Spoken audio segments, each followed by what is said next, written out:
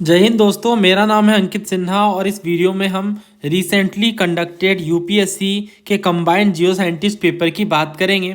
Last video में हमने polity के क्वेश्चंस डिस्कस किए थे और आगे बढ़ने से पहले समग्र बैच के बारे में मैं आपको बता दूं, ये आप पढ़ सकते हो कि ये PYQ और कम होलिस्टिक कोर्स है और इसमें ये सारे ही पेपर्स कवर्ड हैं। इसके अलावा ये सारे फीचर्स हैं। ज़्यादा जानकारी के लिए नंबर है, यहाँ पे आप व्हाट्सएप करके ज़्यादा जानकारी ले सकते हैं। तो आपको तरीका पता ही है क्या करना है, वीडियो पोस्ट करके अटेम्प्ट करना है, देन आगे बढ़ना है। ये पहला सवाल है, इसमें आपसे ट्रॉपिकल थॉर्न फॉरेस्ट के बारे में पूछा जा रहा है। पहला कह रहे हैं कि ये उन क्षेत्रों में, उन रीजन में पाए जाते हैं जहाँ पे 50 सेंटीमीटर से कम एनुअल रेनफॉल होता है। दूसरा ये कि झारखंड के हिस्सों में पाए जाते हैं। तीसरा खेजड़ी और खेर इंपॉर्टेंट प्लांट स्पीसीज है। अगर आपने NCERTs भी पढ़ी हैं तो भी आपको पता होगा कि झारखंड में मोस्टली डेसिडुअस फॉरेस्ट पाए जाते हैं और इमेज भी NCERT में है, जिससे और आसान हो जाता है इस बात को याद रखना। कई बार PYQs में पूछा गया है। तो अगर आप 2 को हटाते हो यहाँ से तो देखो ये हट गया, ये हट गया, बस थर्ड चेक करना है क्या खेजरी और खेर। देखो हमने ये पढ़ा है बैच के अंदर, मैंने आपको बहुत डिटेल में समझाया है थॉर्न फॉरेस्ट के बारे में कि ये कांटेदार फॉरेस्ट हैं और ये उन एरियाज़ में होते हैं जहाँ पे 50 सेंटीमीटर से कम बारिश होती है, तभी तो यहाँ पे कांटेदार पौधे देखने को मिल रहे हैं। इसके अलावा ये ग्रास और श्रब्स की ही वैरायटी है। ये साउथ वेस्ट पंजाब में, हरियाणा में, राजस्थान में, गुजरात, मध्य प्रदेश, उत्तर प्रदेश के सूखे क्षेत्रों में मेजरली देखने को मिलते हैं। और इन जंगलों में क्या होता है कि प्लांट्स लीफलेस होते हैं क्योंकि इनमें पत्ते नहीं होते और इस तरह से ये स्क्रब वेजिटेशन को दिखाते हैं। कौन कौन से हैं तो देखो, बबूल में आपने देखा होगा, सुना होगा, कांटे होते हैं। बेर में भी है ना। और इसके अलावा खेर हो गए, नीम हो गए, खेजड़ी हो गए, पलास हो गए। तो इस तरह से ये जो मोस्टली हैं उनमें हम देखते हैं कि थॉर्न फॉरेस्ट का ये कैटेगरी है। तो इस हिसाब से खेजड़ी और खेर क्या है, थॉर्न फॉरेस्ट का पार्ट है। तो 1 भी सही है, 3 भी सही है। आंसर क्या बचता है? ऑप्शन डी 1 और 3। ये आंसर आपका ठीक होना चाहिए क्योंकि ये ईजी क्वेश्चन है। तो ये याद रखना, खेजड़ी, खैर, बबूल, बेर, डेट पाम वगैरह ये थॉर्न का पार्ट है। बाकी वेजिटेशन जो हमने डिस्कस करा था वो भी मैं थोड़ा आपको दिखा दूं। बैच वाली बात मैंने आपको ये कंप्लीट पढ़ाया है, नेचुरल वेजिटेशन चैप्टर पहले, ये बैच की हैंड आउट है। इसके बाद फिर मैंने आपको NCERTs के बाद ये सारे सवाल कराए थे। इसमें आप देखो, थोड़ा ऑब्जर्व करो। 1800 से 2600 के बारे में उन्होंने पूछा था किस तरह की स्पीसीज है। तो मैंने आपको बताया था कि ऊंचाई बढ़ने के साथ साथ वेजिटेशन भी चेंज होता है। दैट मीन्स कि डेफिनेटली ऑल्टीट्यूड का प्रभाव पड़ता है वेजिटेशन पे। और फिर इसी तरीके से ये वाले सवाल भी हमने करे थे जो करीबा से पूछे जाते हैं। फिर जो क्वेश्चंस हैं उनमें इस तरह से भी कई बार पूछ लिया आता है कि हाईएस्ट डिग्री ऑफ बायोडाइवर्सिटी कहाँ देखने को मिलेंगे। और ये क्वेश्चन सिविल सर्विसेज में था, जैक फ्रूट, महुआ वगैरह कौन कौन से डेसिडुअस का पार्ट है ना। और ये NCERT से सॉल्वेबल था, थोड़ा टफ था बट NCERT से सॉल्व हो रहा था। ऐसे सवाल हमने डिस्कस करे हैं एक साथ, काफ़ी सारे क्वेश्चन हैं, आप देख सकते हो। खैर अभी हम आगे बढ़ते हैं। और अगर आप बैच स्टूडेंट हो और ये आंसर आपका गलत हुआ है तो आप समझ लो कहाँ पे रिफ्लेक्ट करने की नीड है। ये क्वेश्चन देखो, वाटर वेपर के बारे में पूछ रहे हैं। 2 स्टेटमेंट है। पहला कह रहे हैं कि स्टेबिलिटी और इनस्टेबिलिटी, हवा में जो स्टेबिलिटी और इनस्टेबिलिटी है उनको ये कंट्रीब्यूट करता है वाटर वेपर, यानी जल वाष्प। दूसरा ये कह रहे हैं कि ये ब्लैंकेट के जैसा वर्क करता है, ये ब्लैंकेट के जैसा वर्क करता है जिससे अर्थ ना ही बहुत ज़्यादा कोल्ड होती ना ही बहुत ज़्यादा हॉट। ये आपको सेलेक्ट करना है। अगेन आप 11th क्लास की फिजिकल ज्योग्राफी वाली NCERT पढ़ोगे, वाटर पेपर के बारे में बता रखा है कि एक तरह की वेरिएबल गैस है, ऑल्टीट्यूड के साथ ये घट जाती है। और इसी के साथ ही हम देखते हैं कि ये आप पढ़ो, it also absorbs part of the insolation from the sun and preserve the earth radiated heat. इस तरीके से ब्लैंकेट के जैसा वर्क करता है और अर्थ जो है हमारी ना ही बहुत ज़्यादा कोल्ड होती है ना ही बहुत ज़्यादा हॉट। दैट मीन्स हम कह सकते हैं कि वाटर वेपर कंट्रीब्यूट करता है स्टेबिलिटी और इनस्टेबिलिटी में। तो दोनों ही बातें सही हैं और दोनों ही बातें NCERT से हैं, तो आंसर यहाँ पे क्या होगा? C। इसी वजह से मैंने आपको लाइन बाय लाइन NCERT पढ़ाई है। अब ये क्वेश्चन देखो, साइक्लोन के बारे में है और ये साइक्लोन से अक्सर सवाल आते हैं, पूछे जाते हैं। साइक्लोन्स पे हमने ढेर सारे सवाल करे हैं, बहुत डिटेल में मैंने आपको समझाया है। तो ये क्वेश्चन आप ट्राई करो पहले। देखो कह रहे हैं ना कि स्मॉल वेरिएशन देखने को मिलता है वर्टिकल विंड स्पीड में, और दूसरा कह रहा है upper divergence above the sea level system. मतलब ये जो 2 कंडीशन है ना, ये ट्रॉपिकल साइक्लोन को बनने में हेल्प करते हैं, उनके लिए फेवरेबल कंडीशन है। तो क्या होगा आंसर? देखो ये टर्म्स आपको पता होने चाहिए। डाइवर्जेंस का क्या मतलब है, वर्टिकल विंड स्पीड का क्या मतलब है, मैं ब्रीफ में आपको समझाता हूँ। लेकिन इससे पहले आप ये इस सवाल पे नज़र डालिए और देखिए क्या पूछ रहे हैं ये। एनडीए का ये क्वेश्चन है, इसमें कह रहे हैं presence of the Coriolis force, upper divergence above the sea level system, high variation in the vertical wind speed. कौन कौन से कंडीशन फेवरेबल है ट्रॉपिकल स्टॉर्म्स के लिए। तो सिमिलर क्वेश्चन है, बस थोड़े से वर्ड प्ले इन्होंने करा है और ये कोई नई बात नहीं है, अक्सर ऐसे सवाल देखने को मिलते हैं। यानी ये जो एग्जामिनर है वो डेफिनेटली इस पेपर को, क्योंकि आप देख रहे हो ना ये पेपर कितना क्लोज है इसके। खैर अभी हम एनसीईआरटी की बात करते हैं। तो देखो एनसीईआरटी में उन्होंने साफ तौर से बता रखा है कि जो ट्रॉपिकल साइक्लोन है ये ओरिजिनेट और इंटेंसीफाई होता है वार्म ट्रॉपिकल ओशंस में। और कौन कौन से कंडीशन फेवरेबल है, large sea surface with temperature higher than 27 degree Celsius, Coriolis force की मौजूदगी, इसके बाद कह रहा है small variation in the vertical wind speed और pre existing weak low pressure area और लो लेवल साइक्लोनिक सर्कुलेशन। इसके अलावा upper divergence above the sea level system, तो अपर डाइवर्जेंस भी रिक्वायर्ड है। तो ये सब चीज़ें क्यों, देखो पहली चीज़ जो कह रहे हैं ना, स्मॉल वेरिएशन होना चाहिए। अगर विंड की स्पीड बहुत ज़्यादा चेंज करेगी हाइट बढ़ने के साथ तो साइक्लोन का जो स्ट्रक्चर है वो टिल्ट हो जाएगा, टेढ़ा हो जाएगा और डिस्ट्रॉय हो सकता है। मगर ऐसा हो कि जो वेरिएशन है वो काफ़ी कम हो, तो उस केस में क्या होगा, उस केस में साइक्लोन वर्टिकली अलाइंड रहेगा और इंटेंसीफाई हो पाएगा। आई होप आप समझ पा रहे हैं मेरी बात। मैं ये कह रहा हूँ ना कि अगर विंड की स्पीड बहुत ज़्यादा बदल जाएगी तो सिंपल सी बात है ना, विंड की स्पीड बदल गई तो डिफॉर्म हो जाएगा साइक्लोन, राइट। तो विंड की स्पीड अगर कम चेंज होती है, स्मॉल वेरिएशन उनमें आता है, तो ये बड़ा ही फायदेमंद होता है। अब ये दूसरा कह रहे हैं अपर डाइवर्जेंस। देखो साइक्लोन एक लो प्रेशर का सिस्टम है, ये बात आप समझते हो बहुत अच्छे से कि साइक्लोन लो प्रेशर का सिस्टम है। और अगर इंटेंसीफाई होना है तो सरफेस एयर कन्वर्ज करेगी और एयर राइज करेगा, है ना। और अपर लेवल में एयर डाइवर्ज भी करना चाहिए आउटवर्ड्स। तो ये अगर अपर लेवल की डाइवर्जन नहीं है, अपर लेवल में जाकर ये डाइवर्ज नहीं कर रहा है, तो यहाँ पे तो हवा जाकर जमा हो जाएगी और प्रेशर आगे बनेगा ही नहीं, तो साइक्लोन क्या होगा, कमजोर हो जाएगा, तो साइक्लोन बनेगा ही नहीं। तो अपर डाइवर्जेंस मेंटेन करता है इस चीज़ को। मैंने बहुत आसान भाषा में आपको साइक्लोन समझाया है, बहुत सारे स्टूडेंट्स नहीं समझ पाते हैं कि साइक्लोन की आई क्या है, ये सब चीज़ें। तो आई गेस ये यूट्यूब पर भी होना चाहिए, मैंने शायद यूट्यूब पर भी वीडियो डाल दी थी, तो अगर आप सर्च करके देख लो एक बार साइक्लोन फैसेट्स ऑफ यूपीएससी, और अगर आपको वीडियो मिल जाए तो आप उससे समझ लेना, क्योंकि बहुत आसान भाषा में मैंने समझाया है। तो अपर डाइवर्जेंस जो है वो क्या इंपॉर्टेंट है, तो इसका जवाब है हाँ बिल्कुल इंपॉर्टेंट है अपर डाइवर्जेंस, क्योंकि अपर में जाकर अगर ये डाइवर्ज नहीं करेंगे तो साइक्लोन मजबूत नहीं बन पाएगा, साइक्लोन खत्म हो जाएगा क्योंकि एयर पाइलअप कर जाएंगे और प्रेशर आगे वर्क नहीं कर पाएगा। तो इस हिसाब से जो आंसर है वो सी है, बोथ 1 और 2। इसके अलावा ये जो क्वेश्चन है, अब आप इसे ध्यान से जब ऑब्जर्व करते हो तो देखते हो कि इन्होंने हाई वेरिएशन की बात कर दी। अगर विंड की स्पीड में बहुत ज़्यादा बदलाव आएगा तो विंड डिफॉर्म हो जाएगा, है ना। अभी मैंने आपको बताया हाइट बढ़ने के साथ विंड की स्पीड थोड़ी थोड़ी बदलनी चाहिए ताकि साइक्लोन का स्ट्रक्चर सीधा रहे, टिल्ट ना हो और इससे वो डिस्ट्रॉय ना हो। तो इस हिसाब से ये जो हाई वेरिएशन है ये गलत है, लो वेरिएशन होना चाहिए। तो 3 को आप हटा दो और कोरोलिस फोर्स की मौजूदगी इंपॉर्टेंट है। इसके अलावा अपर डाइवर्जेंस भी होनी चाहिए। तो आंसर क्या होगा, सी 1 और 2। तो एनडीए का ये क्वेश्चन है, एनडीए सीडीएस सारे क्वेश्चंस पेपर को हम डिस्कस करते हैं बैच में, क्योंकि आप देख सकते हो ये सिमिलरिटीज़। तो ये पूरा पीवाईक्यू का वेब बन जाता है, कोई ऐसा एग्जाम नहीं है जहाँ पे ये पीवाईक्यूज रिपीट ना करते हों। अगर आप चैनल के रेगुलर व्यूअर हैं तो आपको ये पता होगा। अगला क्वेश्चन बड़ा ही आसान है, तो इसके लिए मैं कोई सोर्स वगैरह नहीं बताने वाला हूँ। आप जानते हो 8 स्टेट से पास होती है ट्रॉपिक ऑफ कैंसर। ये नेक्स्ट क्वेश्चन देखो, earth in its initial phases of formation was a hot object with a thin layer of atmosphere. देखो जब अर्थ फॉर्म हो रहा था उस टाइम पे इनिशियल फेजेज में वो एक गर्म ऑब्जेक्ट था जिसमें एटमॉस्फेयर की थिन लेयर थी, एक पतली सी परत थी। इनमें कौन कौन से गैसेस थे। अगेन एनसीईआरटी जो हमारी है 11th वाली, इसमें अर्थ के एवोल्यूशन पर बात की गई है। तो यही कह रहे हैं कि जो हमारा प्लेनेट अर्थ है वो एक बैरन, रॉकी और हॉट ऑब्जेक्ट था जिसमें थिन एटमॉस्फेयर देखने को मिल रहे थे हाइड्रोजन और हीलियम के। तो आंसर क्या होगा, hydrogen and helium. Answer is option B. तो एनसीईआरटी से क्वेश्चन सॉल्व हो रहे हैं जैसा कि आप देख सकते हैं।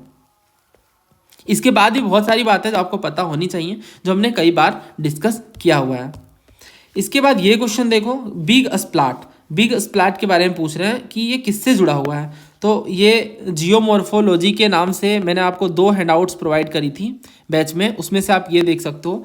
इसी उसी का मैंने स्क्रीनशॉट लिया है पहले वाले का।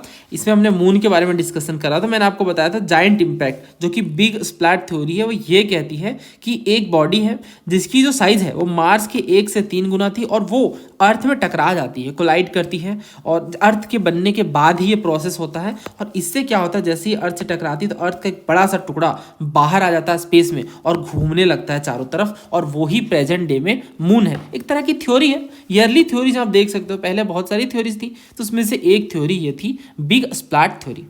तो जो बिग स्प्लैट थ्योरी वो मून के फॉर्मेशन से जुड़ा हुआ है, जैसा कि एविडेंट है हमारे सोर्सेज में, एनसीईआरटी में। और इस हिसाब से जो आंसर है वो क्या होगा, ऑप्शन ए।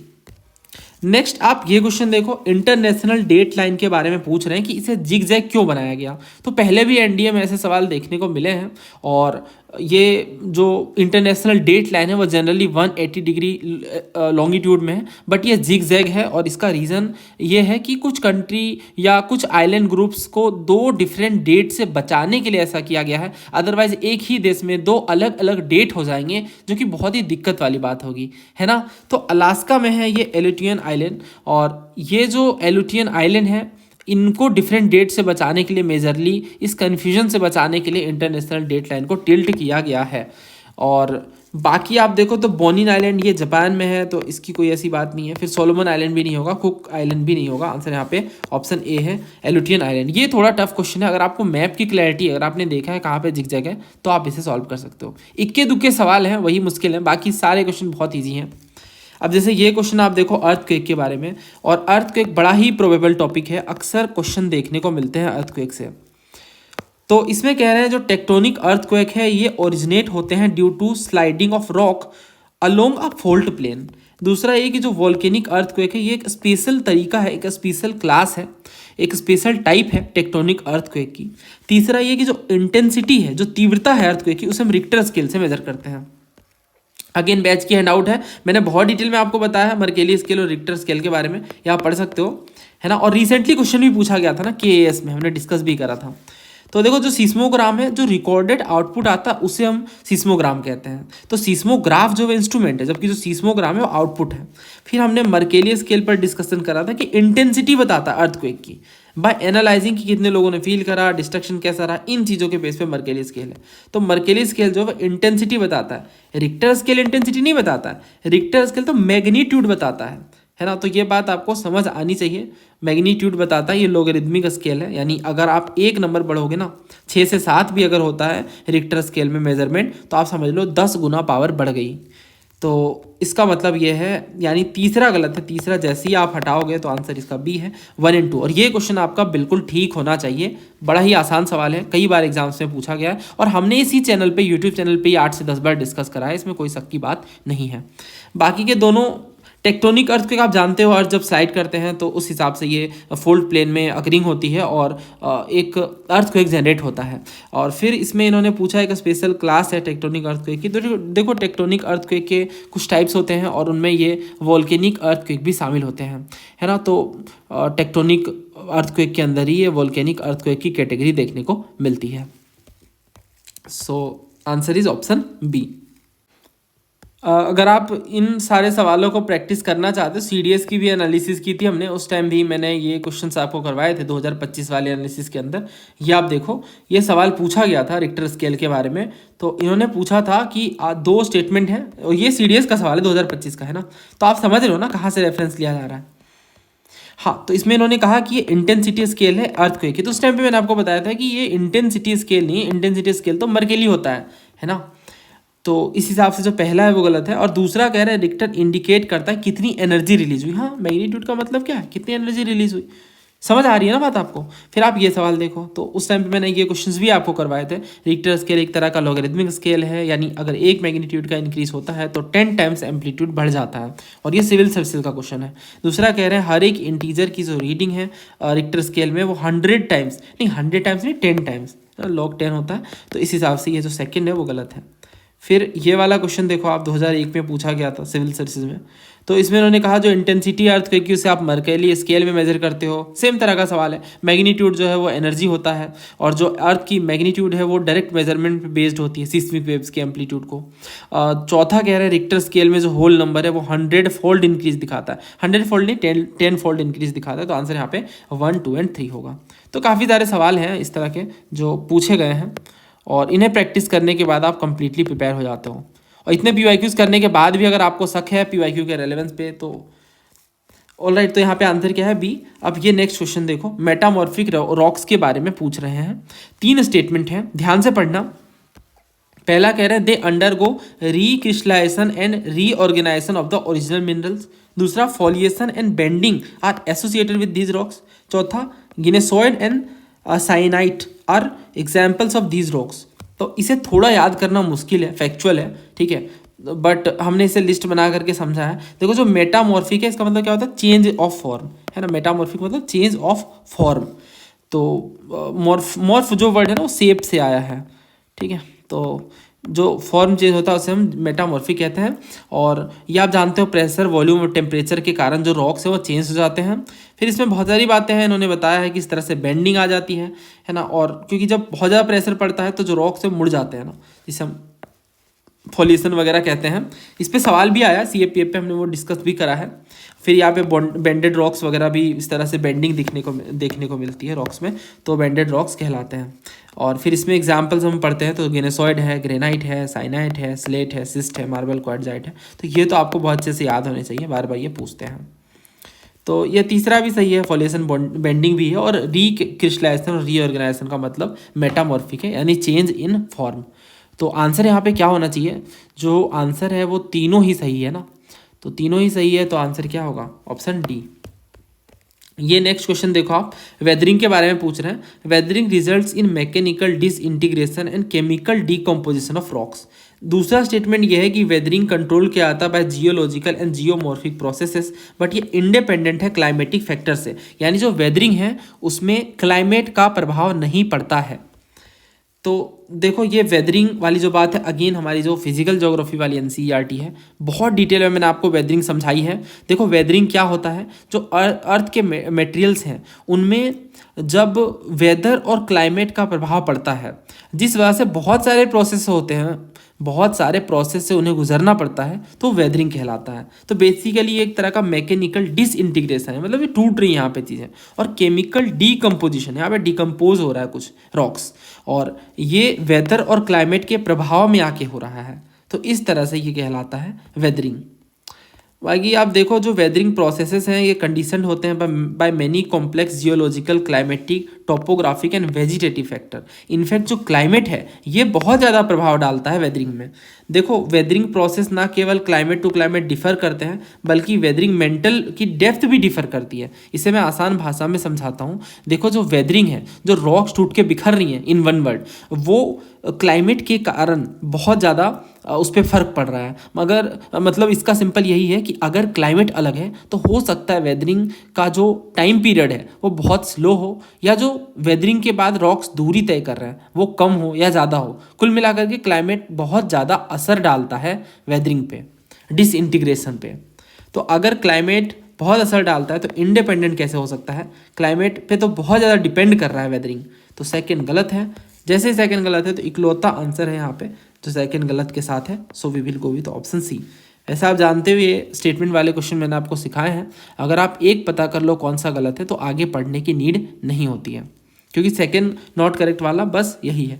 यहाँ देखो सेकंड करेक्ट कह दिया, यहाँ भी सेकंड को करेक्ट कह दिया, यहाँ भी सेकंड को इनफैक्ट करेक्ट कह दिया। तो इस हिसाब से आंसर जो है वो बस सी बचता है। पहला बिल्कुल सही है, ये वाली जो स्टेटमेंट है वो यहाँ से कॉपी की गई है, ये आप पढ़ सकते हैं। नेक्स्ट क्वेश्चन देखिए, टेरेस्ट्रियल रेडिएशन के बारे में है। पहला कह रहा है जो इंसोलेशन होता है, रिसीव होता है बाय द अर्थ, ये शॉर्ट वेव्स के रूप में होता है। दूसरा ये कि जो अर्थ की एनर्जी है वो एटमॉस्फेयर को हीट करती है फ्रॉम बिलो, नीचे से। तीसरा ये कि जो शॉर्ट वेव रेडिएशन है from the earth is absorb by the green house gases. तो ना जाने कितनी बार सवाल पूछा गया शॉर्ट वेव के बारे में। NCERT में मेंशन है टेरेस्ट्रियल रेडिएशन के बारे में कि जो अर्थ को सनलाइट रिसीव होता है ना, वो शॉर्ट वेव्स के रूप में होता है और ये हीटअप करता है इसके सरफेस को। और जब अर्थ हीट हो जाता है तो वो खुद में एक रेडिएटिंग बॉडी बन जाता है। यानी जब अर्थ हीट हो गया ना तो ये खुद ही हीट को रिलीज करने लग गया, एक रेडिएटिंग बॉडी बन गया। और इस हिसाब से ये रेडिएट करता है एनर्जी, किसमें? एटमॉस्फेयर में। किस फॉर्मेट में? लॉन्ग फॉर्मेट में। इसका सिंपल मतलब ये है कि जब sunlight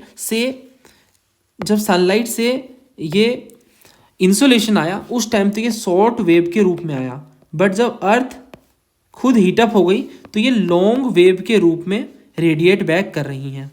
I hope you got my point. तो इस हिसाब से जो लॉन्ग वेव रेडिएशन है वो एब्जॉर्ब कर लिया जाता है बाय एटमॉस्फेरिक गैसेस, खास तौर से ग्रीन हाउस गैसेस और कार्बन डाइऑक्साइड। तो इस हिसाब से जो एटमॉस्फेयर है वो इनडायरेक्टली हीट हो रहा है अर्थ के रेडिएशन से। इसका मतलब आई होप आप समझ गए कि जो अर्थ गर्म हुई है, रेडिएटेड बॉडी बनी है, वो लॉन्ग वेव के रेडिएशन को रिलीज कर रही है एटमॉस्फेयर में, बट एटमॉस्फेयर के गैसेस इन लॉन्ग वेव के रेडिएशन को एब्जॉर्ब कर ले रहे हैं, जिनमें खास तौर से ग्रीन हाउस गैसेस वगैरह शामिल हैं।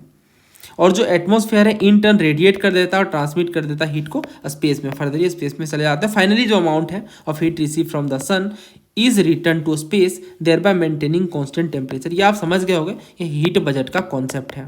हीट बजट का कॉन्सेप्ट मैंने आपको समझाया है। तो आंसर क्या होगा यहाँ पे? हाँ देखो, पहला कह रहा है insulation receive by the earth is in short waves, तो शॉर्ट वेव्स में आती है, बिल्कुल सही बात है। दूसरा कह रहा है जो अर्थ की एनर्जी है वो हीट करती है एटमॉस्फेयर को फ्रॉम बिलो, तो यह पढ़ो है ना,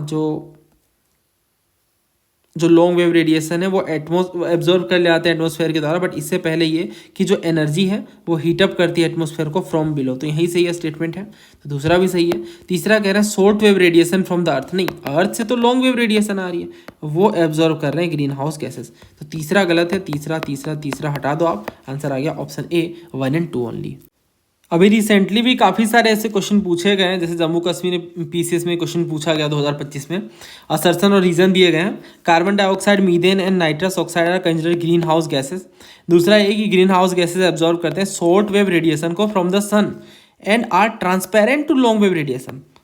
देखो बहुत गलत बात इन्होंने कह दी, ग्रीन हाउस गैसेस तो उल्टा लॉन्ग वेव टेरेस्ट्रियल रेडिएशन, मतलब अर्थ से आने वाली रेडिएशन को एब्जॉर्ब करने का काम करते हैं। तो आर गलत है और आप जानते हो ऐसे क्वेश्चन में क्या होता है, अगर ये गलत है तो आंसर आ जाता है ना। और इसके बाद ये देखो आप, अर्थ का जो एटमॉस्फेयर है मेनली किस तरह से हीट होता है, यूपीपीसीएस का क्वेश्चन है ये। तो ये हीट होता है टेरेस्ट्रियल रेडिएशन के थ्रू, जो कि लॉन्ग वेव होती है, ना कि शॉर्ट वेव। फिर यही सेम सवाल एनडीए में पूछा गया था कि अर्थ का एटमॉस्फेयर मेनली किस तरह से हीट होता है, तो टेरेस्ट्रियल रेडिएशन के थ्रू, जो कि लॉन्ग वेव होती है ना। तो एनडीए क्वेश्चन भी यूपीपीसीएस में रिपीट कर ले आता है, वैसे वर्सा। तो आई गेस सारे ही यहाँ पे कॉन्सेप्ट्स क्लियर हो गए आपके। नेक्स्ट क्वेश्चन देखिए, साउथ वेस्ट मानसून के बारे में पूछ रहे हैं। पहला कह रहा है जो मानसून है वो एंटर करती है वेस्ट बंगाल में from a south westerly direction. दूसरा कह रहा है जो रीट्रीटिंग साउथ वेस्ट मानसून है ये बारिश लेके आती है पेनिनसुलर इंडिया के ईस्टर्न पार्ट में। और तीसरा तो ये है कि जो तमिलनाडु कोस्ट है वो ड्राई रहता है during the south west monsoon. तो क्या होगा इसका आंसर? अगर आपने बहुत बेसिक भी पढ़ा है तो भी आपको पता होगा कि तमिलनाडु जो कोस्ट है वो साउथ वेस्ट नहीं बल्कि नॉर्थ ईस्ट के मानसून से उन्हें बारिश होती है मेजरली। तो इस हिसाब से जो तीसरा है वो गलत है, क्योंकि यहाँ इन्होंने साउथ वेस्ट कह दिया, तो इसे आप हटा दो, तो ये हट गया, ये हट गया, ये हट गया, आंसर आ गया ए 1 और 2 ओनली। तो एलिमिनेशन लगा करके भी आप इस तरह के क्वेश्चन सॉल्व कर सकते हैं। और इसके बारे में थोड़ी अगर डिटेलिंग बताऊं तो ये तो आप जानते ही हो कि दोनों बातें सही है। मानसून एंटर करती है वेस्ट बंगाल में साउथ वेस्टर्ली डायरेक्शन के थ्रू, और जो रीट्रीटिंग साउथ वेस्ट मानसून है बारिश लेके आती है, एनसीईआरटी की लाइन है। और अगर आपको बेसिक ये पता है ना कॉन्सेप्ट, तो समझ सकते हो आप इस चीज़ के बारे में। ऐसा सवाल देखिए पूछा गया राजस्थान एडमिनिस्ट्रेटिव सर्विस में कि किस एरिया में, भारत के किस एरिया में रेनफॉल होता है फ्रॉम नॉर्थ ईस्ट मानसून। तो इसमें से क्या होगा आंसर? देखो पहला कह रहे हैं तमिलनाडु कोस्ट, दूसरा गुजरात कोस्ट, तीसरा साउथ सदर्न आंध्र प्रदेश और साउथ ईस्ट कर्नाटक। तो ये तीनों आप देख सकते हो साउथ इंडिया वाले पार्ट है। गुजरात कोस्ट नहीं होगा इसका आंसर, तो A C and D is the correct answer, B गलत है यहाँ पे। फिर आप ये क्वेश्चन देखो, असर्सन में ये कहा गया कि तमिलनाडु कोस्ट ड्राई रहता है during south west monsoon season, और रीज़न ये है कि जो तमिलनाडु कोस्ट है सिचुएटेड पैरेलल है बे ऑफ बंगाल के, bay of Bengal branch of south west monsoon. और इसके बाद फिर ये रेन शेडो एरिया में पड़ जाता है। रेन शेडो एरिया का मतलब है छाया क्षेत्र है ना अरेबियन सी का, जो कि सी ब्रांच है साउथ वेस्ट मानसून के ड्यूरिंग मानसून सीजन। तो यहाँ पे आंसर क्या होगा?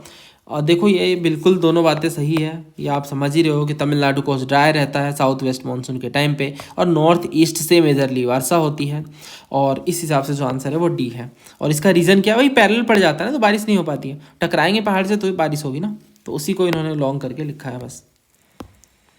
ये सवाल देखो आप, according to the Ramsar convention which one of the following lakes is protected as waterfall habitat. तो ये हमारी समग्र बैच के अंदर इन्वायरमेंट वाले टॉपिक में बायोस्फीयर रिजर्व वाले सेक्शन में मैंने ये सवाल आपको करवाया था। विच one of the following national park is an example of protected waterfall habitat under the Ramsar convention. तो इसका आंसर है केवलादेव नेशनल पार्क। फिर मैंने ये एनसीईआरटी की इमेज लगा दी थी, मैंने आपको बताया था कि केवलादेव इन्होंने पूछ लिया है, नेक्स्ट चिल्का पूछ सकते हैं। तो देखो जो लिटोरल और स्वयं फॉरेस्ट है एनसीईआरटी में ही इन्होंने मेंशन कर रखा है इसके बारे में, और यहाँ इन्होंने साफ तौर से बताया है कि जो दो साइट्स हैं, एक चिल्का और दूसरी केवलादेव जो कि भरतपुर में है, ये वाटरफॉल हैबिटेट है। कौन कौन से? चिल्का और केवलादेव, चिल्का और केवलादेव। तो यहाँ पे इन्होंने केवलादेव नहीं दिया, तो हम चिल्का के साथ जाएंगे, तो आंसर क्या होगा? Option A.